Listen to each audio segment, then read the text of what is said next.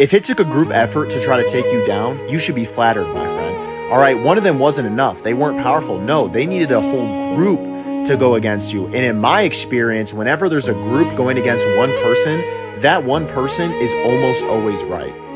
If it took a group effort to try to take you down, you should be flattered, my friend. All right, one of them wasn't enough. They weren't powerful. No, they needed a whole group to go against you. And in my experience, whenever there's a group going against one person, that one person is almost always right. And again, I'm not ripping on people if that's what you want to do. If you want to insulate and just live in theme parks and do all that, ride roller coasters, have your overpriced sugary drinks, sit at their hotels and whatnot, that's fine.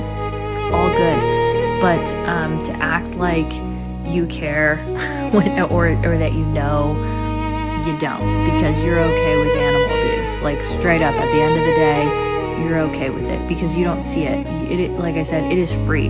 Go walk around. Go down Skid Row. Go to downtown LA. Go walk my neighborhood in Malibu. Go up to Palisades. Go watch how it's burned to the freaking ground. And still, nothing is being rebuilt for these people.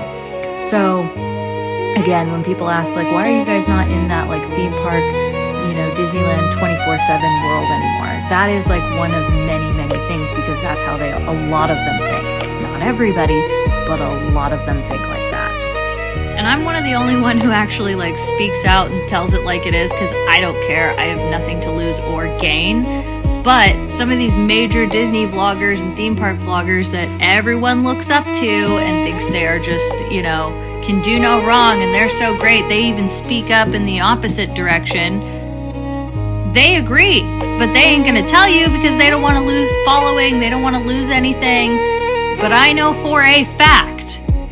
So it's just even more hypocrisy and stupidity in that world, and that's just part of it. And again, I'm not saying it to that person, even though that was really rude to say and I don't agree. But if they knew, trust me, they would think, a lot of people would think very differently. I'm just not afraid to say it, and that's it. And it's crazy because I know they want to speak up on a lot of things, but in the world of Disney and theme park stuff, they can't. They have to agree and they have to go along with whatever narrative is being spun, because again, those are all their viewers. That's it. It's a lot of virtue signaling, but it's like, not in my backyard. It's just a lot of bull. So again, Spence and I just don't want any part of it, but I'm glad that I got that DM so that I could just kind of touch on this, the like actual hypocrisy. It's maddening. And that's, again, just a little tiny part of the craziness that we endured when that was like our only thing that we were doing, like theme parks and Disneyland. Mostly Disneyland was like what we did for content 24/7. And yeah, living in that feels like you're living in an insane asylum. Especially, like I said, they all talk on each other 24/7, then pretend to be friends. But I do also want to say there's a lot of, if you prefer to stay watching that content, theme parks, Disneyland, whatever, there are a lot of really good people out there too that, and how do I put this? Like, they are real, they are true to who they are, they practice what they preach, they do care, they can call out inconsistencies. So I don't want that to be coming off like a blanket thing saying like, oh yeah, they're all just bad, no, because that's absolutely not true. It's just my experience with a lot of the bigger channels, that even have a part of bullying the smaller creators. Like, there's some that I follow that, maybe they're not huge on YouTube or whatever, but I have seen firsthand, like, they're bullying and really to a lot of creators because they're just crappy, in my opinion. I mean, obviously, that's why I'm not friends with a lot of them, but to each their own. And yeah, you can have a different opinion. However, I don't get too crazy in depth with a lot of stuff on here, but I will say, when it comes to this LA mayor situation and what is happening in LA, it is absolutely dire. You do not need to be living in LA and dwelling there right now to see what's happening and not be passionate about stopping the abuse, the neglect, the torture of animals and humans being. But yeah, you can't really claim to be a good person and all this stuff and then judge a book by its cover. Literally, you won't take the time to listen. Like, just listen.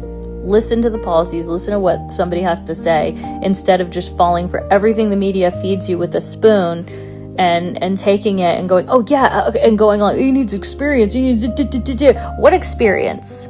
The experience that we're witnessing now? That's what you want? That's experience for you?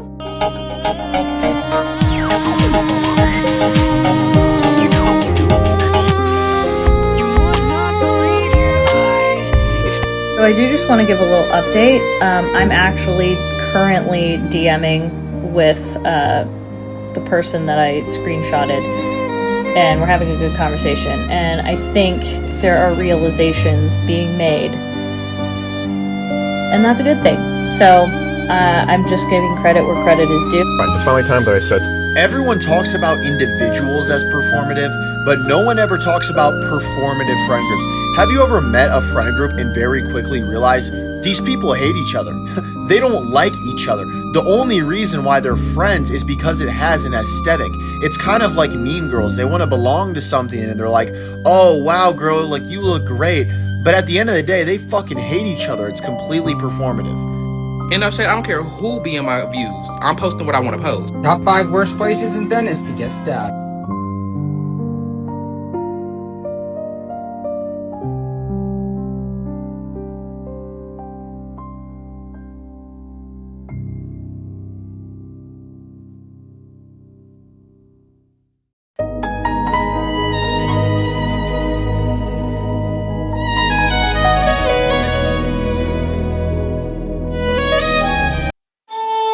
Thank you so much for watching the video today, and I really hope you enjoyed what you just saw here.